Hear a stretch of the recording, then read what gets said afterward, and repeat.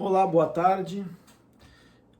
Nesse vídeo eu gostaria de falar um pouco a respeito dos ditos elementos essenciais da sentença. Mais especificamente sobre o artigo 489 do CPC. Então, esse capítulo está dentro do capítulo da sentença e da coisa julgada, conforme eu tenho defendido essa denominação equivocada, da sentença da coisa julgada, porque ela dá a entender que só a sentença faz coisa julgada, o que não é verdade, e também porque grande parte das disposições presentes nesse capítulo aplicam-se também às decisões interlocutórias. Aliás, na mesma linha, as denominações, liquidação de sentença, como se só sentença pudesse ser liquidada, como se decisão interlocutória não pudesse ser objeto de liquidação, isso sem falar nos pronunciamentos dos tribunais, ou fase de cumprimento de sentença, porque, na verdade, não só a sentença pode ser executada, mas também uma decisão interlocutória de mérito pode ser executada, bem como os pronunciamentos dos tribunais. Melhor seria uma denominação, execução, fase de execução, ou fase de liquidação, ou simplesmente liquidação, me pareceria um termo mais apropriado. No capítulo 489, no artigo 489, está o artigo de abertura da seção 2 dos elementos e dos efeitos da sentença. Mas aqui, mais uma vez, se mostra aqui a inadequação do código, porque grande parte dessas regras, esses dispositivos, também são aplicáveis às decisões interlocutórias.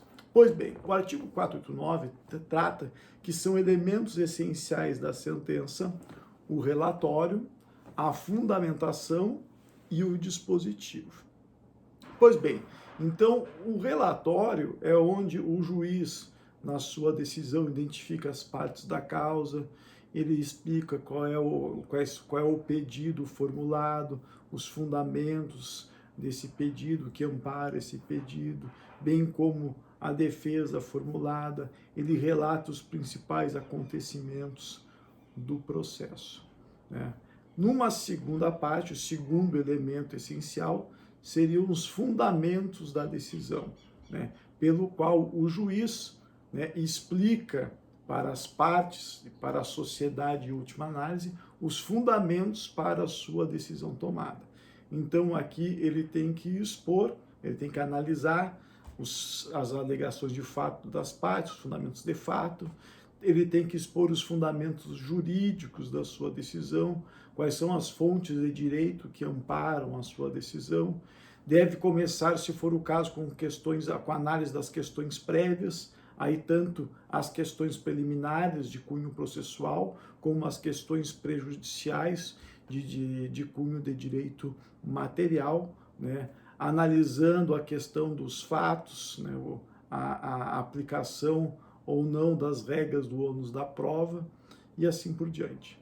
E ao final, o dispositivo, onde ele deve consignar a decisão propriamente dita, onde ele diz a decisão tomada a respeito das questões objeto do processo, onde ele decide efetivamente, geralmente aquela parte final, ante o exposto, por todo exposto, julgo procedente, julgo improcedente o pedido, ou julgo extinto o processo, sem resolução do mérito, conforme o caso. O que eu venho defendendo que esses elementos essenciais, esses elementos estruturais, eles não devem ser só da sentença. Esses mesmos elementos também devem existir em uma decisão interlocutória que resolva a parte da causa. Então, se há uma decisão interlocutória que resolva a parte da causa de forma terminativa e, sobretudo, de forma definitiva, é claro que essa decisão interlocutória deve conter os mesmos elementos. Deve ter um relatório, deve ter fundamentação e deve ter um dispositivo. Por que, sobretudo, numa decisão interlocutória de mérito? Porque o valor dessa decisão interlocutória de mérito é o mesmo de uma decisão, né? E, sobretudo, o que faz a coisa julgada, como regra geral, é o dispositivo. Então, precisa ficar bem claro numa decisão interlocutória de mérito o que restou decidido, a fim de se delimitar, né? Se delimitar o que faz coisa julgada. Verificar quais são os limites objetivos da coisa julgada quando há uma decisão interlocutória de mérito. Como eu já falei em outras oportunidades, né? A sentença ela não é mais importante que uma decisão interlocutória, ao menos a priori. Tudo deve ser verificado no caso concreto. Eu posso ter uma sentença mais importante que a decisão interlocutória, ou que as decisões interlocutórias, ou eu posso ter uma decisão interlocutória mais importante que a sentença, né? Tudo que uma sentença pode decidir também pode vir a ser decidido por uma decisão interlocutória. Portanto, as decisões interlocutórias que resolvem parte da causa, né, seja com resolução do mérito, ou seja, sem resolução do mérito, deve conter os mesmos elementos essenciais: relatório, fundamentação e o dispositivo. Ponto. Uma outra regra importante que foi incluída no artigo 48, no artigo 489, completamente fora de lugar, é o parágrafo 1º desse artigo, que diz o seguinte, né? Não se considera fundamentada qualquer decisão judicial, seja ela interlocutória, sentença ou acórdão que. Bem, se esse parágrafo 1º ele não é uma regra que se aplica apenas à sentença, mas assim às decisões interlocutórias em geral, essa regra deveria estar na parte geral do Código, onde fala dos deveres do juiz. Então, se está lá entre os deveres do juiz que ele deve fundamentar as suas decisões, há inclusive uma regra nesse sentido nas normas fundamentais, né? O que não seria necessário, tendo em vista que isso é uma norma constitucional, né? Também previsto no artigo 93, inciso 9 da Constituição, né? Isso deveria estar lá na parte geral, porque esse parágrafo 1º, ele se aplica a todo e qualquer pronunciamento decisório. Sempre que o juiz proferir uma decisão, a decisão deve ser devidamente fundamentada. Portanto, esse parágrafo 1º, que está tentando pautar, está tentando amoldar o que é uma decisão fundamentada pela forma negativa, não deveria estar aqui, né, já na parte especial do Código, deveria estar lá na parte geral, ou nas normas fundamentais, né, ou na parte que fala sobre os deveres do juiz. Então, esse é um aspecto. Um outro aspecto que eu destaco, né, no início do parágrafo 1º, porque ele fala assim, não se considera fundamentada qualquer decisão judicial. Ou seja, a lei deixa claro que se aplica para qualquer decisão judicial. Portanto, não haveria nenhuma necessidade de o juiz depois arrolar quais são as decisões judiciais. Ele coloca, seja ela interlocutória, sentença ou acordo, né?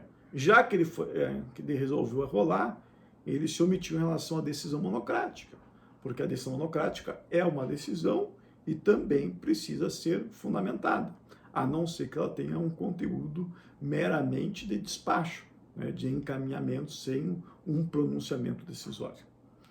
Pois bem, aí depois esse parágrafo 1º estabelece 6 incisos, em que ele procura estabelecer o que é uma decisão fundamentada pela negação.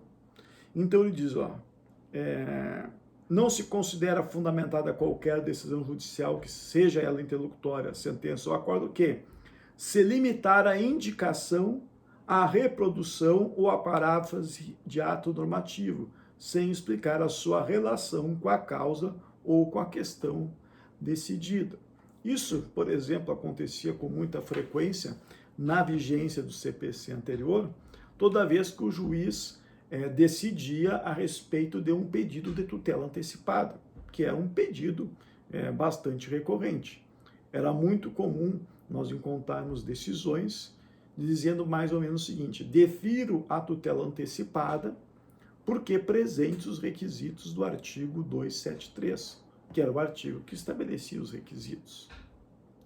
Ou seja, ele não explica, no caso concreto, por que estão presentes os requisitos. Ou seja, é o que nós chamamos de uma falsa fundamentação. Ou, pelo outro lado, denego a tutela antecipada porque ausentes os requisitos do artigo 273. Ou seja, é o que nós chamamos de uma decisão padrão, que serve para qualquer outro caso.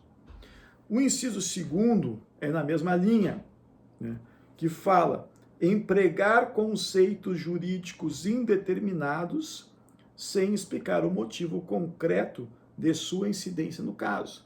Então, por exemplo, defiro, isso acontecia na CPC anterior, quando não havia ainda a reunião das tutelas de urgência sob o rótulo de tutela provisória, defiro a tutela cautelar porque presentes o fumus boniuris e o periculum in mora, que são conceitos, são termos jurídicos indeterminados. Ou seja, ele não explica no caso concreto por que estão.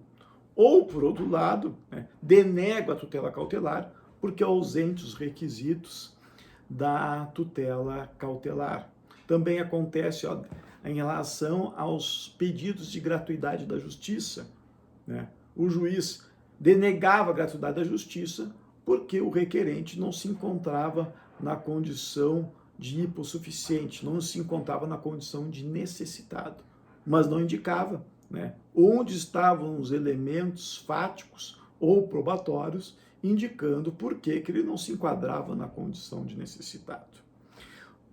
O inciso 3º, de certa forma, ele acaba abrangendo tanto o inciso 1 como o inciso 2, porque tanto o inciso 1 como o inciso 2, pelo caráter abstrato das decisões, elas acabam permitindo que elas sejam decisões padrões que sirvam para qualquer caso. Então, diz o inciso 3º, invocar motivos que se prestariam a justificar qualquer decisão.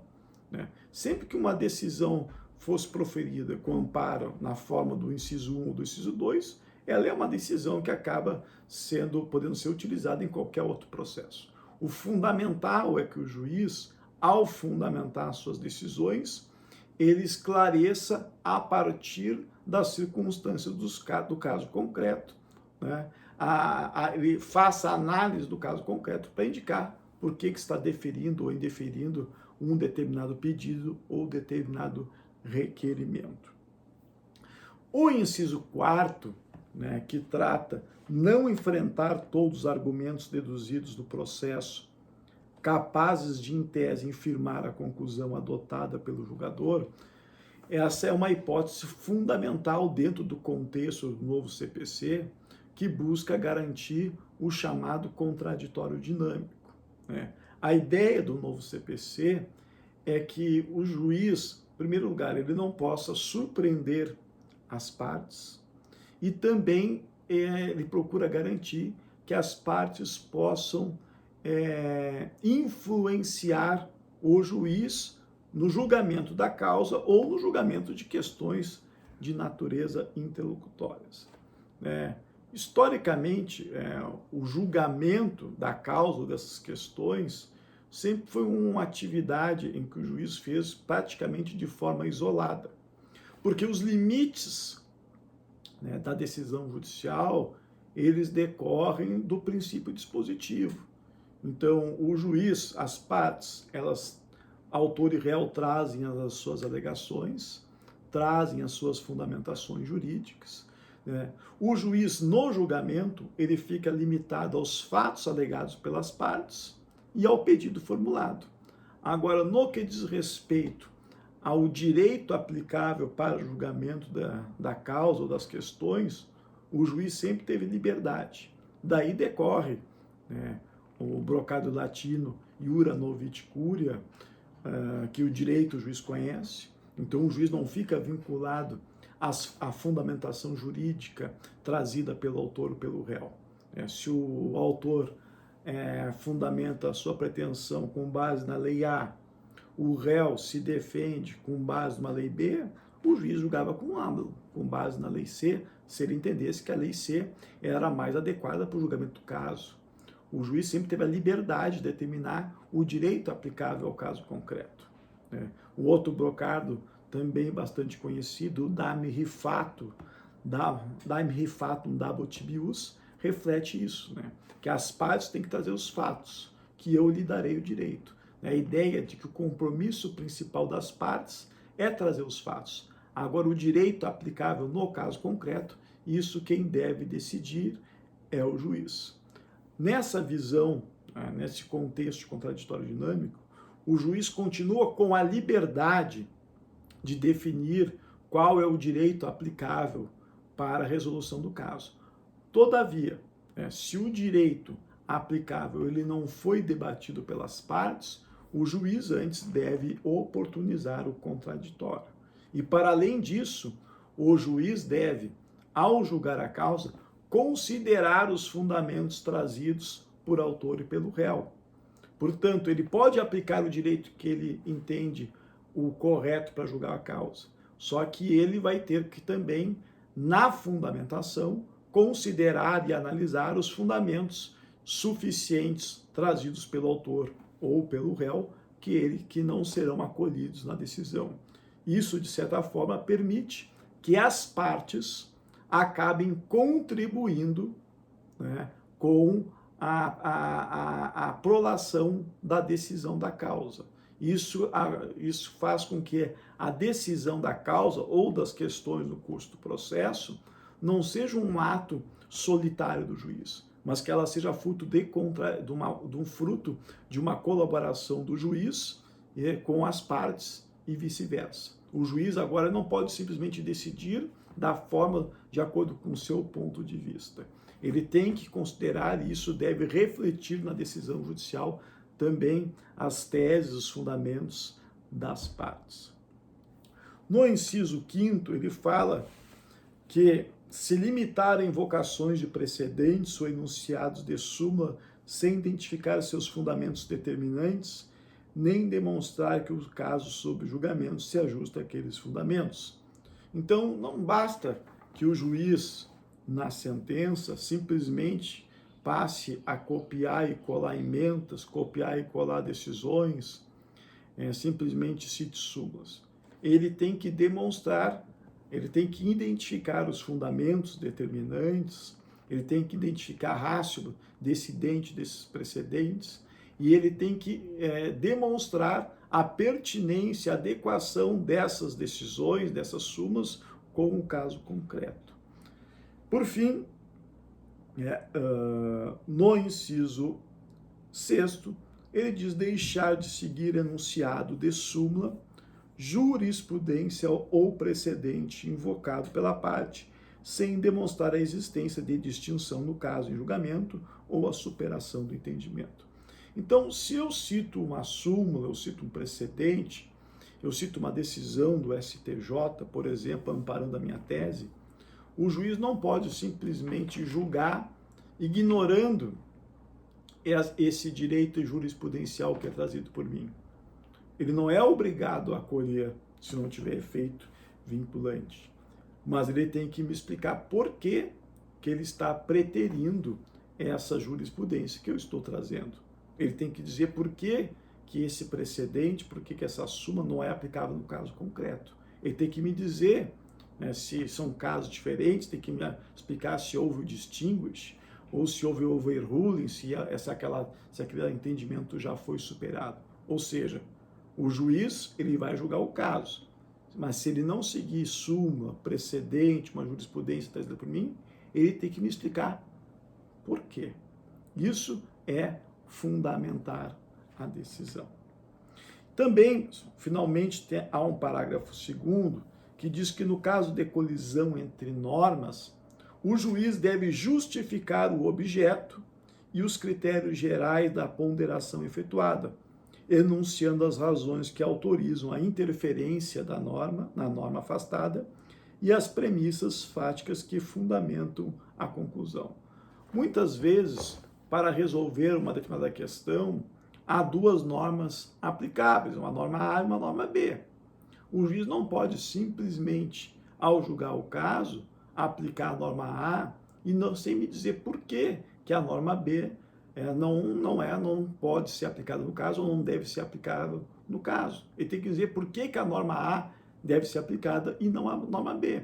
E ele tem que me expor e me explicar isso, até para que eu tenha conhecimento, conheça os fundamentos da sua ponderação, da sua escolha, para que eu possa impugná-los por meio de um recurso.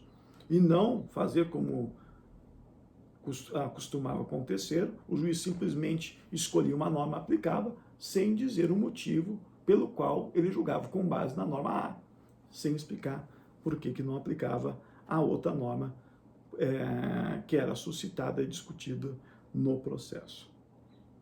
E finalmente, pessoal, para encerrar aqui esse vídeo, comentar o parágrafo 3º do artigo 489, que fala sobre a interpretação da sentença. Não havia uma regra similar no CPC anterior, mas preponderava o entendimento de que a sentença, em caso de alguma obscuridade, em caso de alguma dúvida sobre a sentença, preponderava o entendimento de que o que valia era o que estava no dispositivo da sentença. O novo CPC, ele traz uma nova regra, que é perigosa e bastante discutível, embora bem intencionada, que diz o seguinte: a decisão judicial, e repare que ele fala a decisão judicial e não sentença, deve ser interpretada a partir da conjugação de todos os seus elementos e em conformidade com o princípio da boa-fé. Ou seja, eu não devo considerar tão somente o dispositivo. Eu devo considerar todos os seus elementos essenciais. Eu devo verificar o que está no relatório, o que está na fundamentação e no dispositivo, a fim de interpretar efetivamente o que restou decidido. Então, repito, é uma norma perigosa, porque isso dá margem para discussões a respeito da interpretação da decisão judicial depois de formada a coisa julgada, certo? Ficamos por aqui.